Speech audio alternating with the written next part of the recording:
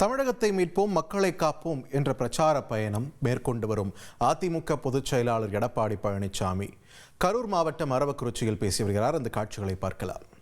196 அரசு கலை மற்றும் அறிவியல் கல்லூரி இருக்குது.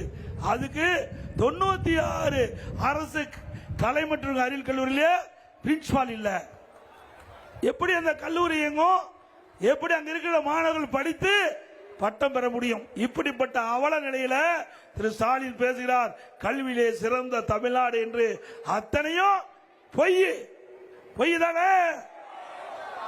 அதே போல இந்த அரவக்குறிச்சி சட்டமன்ற தொகுதியிலே ஏழை மக்கள் நிறைந்த பகுதி, குறிப்பா அறிஞர் மக்கள் அதிகமாக இருக்கிற பகுதி, வசிக்கின்ற பகுதி, தாழ்த்தப்பட்ட மக்கள் அதிகமாக வசிக்கின்ற பகுதி, ஏழை தொழிலாளி அதிகமாக வசிக்கின்ற பகுதி, அனைத்து இந்திய அண்ணா திராவிட முன்னேற்ற கழக ஆட்சிக்கதுடன் ஏற்கனவே அவள் குடிசையில் வாழ்ந்துகிட்டு இருந்தா அந்த ஏழை மக்களுக்கு அற்புதமான பல லட்சம் மதிப்பில் காங்கிரீட் வீடு கட்டி கொடுக்கப்படும்.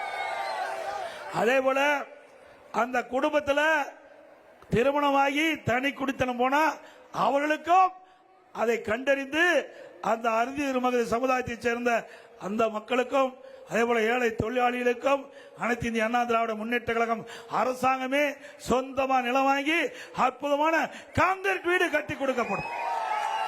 இதே திரு செந்தில் பாலாஜி அவர்கள் ஒரு வாக்குறுதி கொடுத்தார். அவர் அந்த அரவக்குறிச்சி சட்டமன்ற தொகுதியில அங்கதான் நின்னாரு. அங்க தேர்தல் நிற்கின்ற பொழுது அங்க இருக்கின்ற அந்த அறுதி சமுதாய மக்களுக்கு, தாழ்த்தப்பட்ட மக்களுக்கு 25,000 வீடுகள் சொந்தமா நிலம் வாங்கி காங்கிரீட் வீடு கட்டி கொடுக்கணும்னு சொன்னாங்க. கட்டி கொடுத்தாங்களா?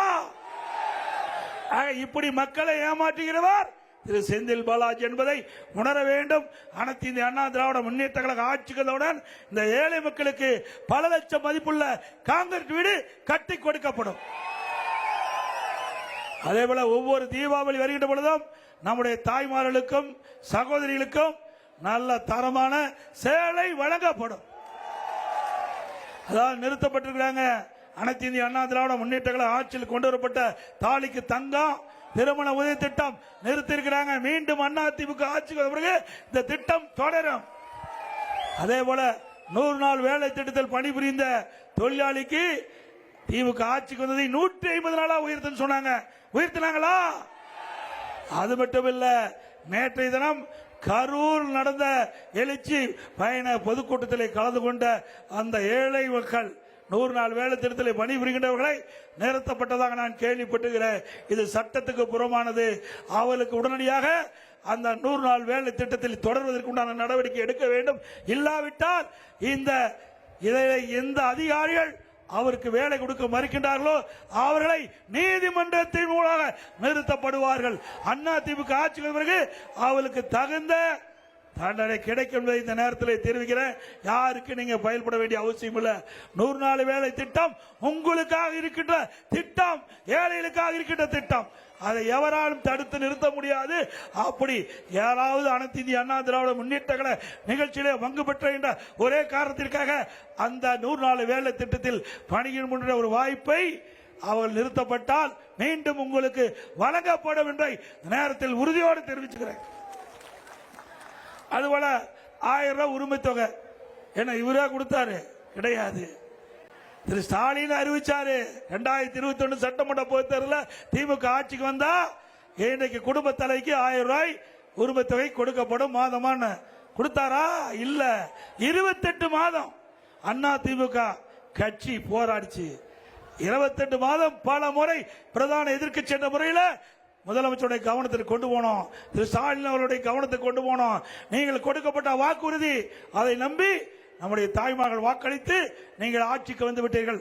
கொடுக்கப்பட்ட வாக்குறுதி நிறைவேற்ற வேண்டும் என்று தொடர்ந்து அனைத்து இந்திய அண்ணா திராவிட முன்னேற்ற கழகம் சட்டமன்றத்திலும் இன்றைக்கு வெளியில் நடைபெற்ற அதிமுக பொதுக்கூட்டத்தில் அழுத்தம் கொடுத்த காரணத்தினால 28 மாதம் கழிச்சு வேண்டா வெறுப்பா இந்த தாய்மார்களுக்கு 1000 ரூபாய் உரிமை தொகை கொடுத்தார். இந்த அரசாங்கம் இந்த தாய்மார்கள் படுகின்ற கஷ்டத்தை பார்த்து கொடுக்கல. அண்ணா திமுக கொடுக்கப்பட்ட அழுத்தத்தின் காரணமாக 1000 ரூபாய் கொடுத்தார். இப்போ போன மாசம் தெரிவிச்சார். இப்பெல்லாம் உங்களுடன் ஸ்டாலின் அதுல ஒரு மனு வாங்கிட்டு இருக்கார். என்ன? அதுல விதிவிலக்குகளை குறைச்சி விதிவிலக்குகள் அதை தளர்த்தப்பட்டு மேலும் 30 லட்சம் பேர்களுக்கு இந்த மாதந்தோறும் குடும்ப தலைக்கு 1000 ரூபாய் உரிமை தொகை கொடுப்பதாக அறிவிச்சிருக்கிறார். எதற்காக? ஏற்கனவே 28 மாசம் போயிட்டுது, இன்னும் இருப்பது தேர்தலுக்கு இன்னும் 6 மாசம் தான் இருக்குது. இந்த 6 மாசத்துல இந்த மக்களுடைய கஷ்டத்தை பார்த்து கொடுக்கல, இந்த தாய்மாருடைய கஷ்டத்தை பார்த்து கொடுக்கல, ஏழை தாய்மாருடைய கஷ்டத்தை பார்த்து கொடுக்கல. அடுத்த ஆண்டு நடைபெறுகிற சட்டமன்ற பொது தேர்தலில் இந்த குடும்பத்தாருடைய ஓட்டு திரு ஸ்டாலினுக்கு தேவை. அதனால அந்த விதிகளை தளர்த்தி 30 லட்சம் பேருக்கு இந்த உரிமை தொகை கொடுப்பதாக அறிவிச்சிருக்கிறாங்க. ஏற்கனவே அவருக்கு 28 மாசம் கிடையில, 32 மாசம் தான் கிடைச்சது. இப்போ அவர்களுக்கு 54 மாசம் போயிட்டு, இன்னும் 6 மாசம் தான் கிடைக்கும். ஆக இப்படி மக்களை ஏமாற்றுகின்ற அரசு தொடர வேண்டுமா? மக்களை காப்போம், தமிழகத்தை மீட்போம் என்ற பிரச்சார பயணம் மேற்கொண்டு வரும் அதிமுக பொதுச் செயலாளர் எடப்பாடி பழனிசாமி கரூர் மாவட்டம் அரவக்குறிச்சியில் பேசிய காட்சிகளை பார்த்தோம். இனி செல்லும் இடமெல்லாம் செய்தி. தந்தி டிவியின் வாட்ஸ்அப் சேனலை ஃபாலோ பண்ணினா செல்ல இருக்கும் இடமெல்லாம் செய்தி. இதோ QR கோட், இப்பவே ஸ்கேன் பண்ணுங்க, ஃபாலோ பண்ணுங்க.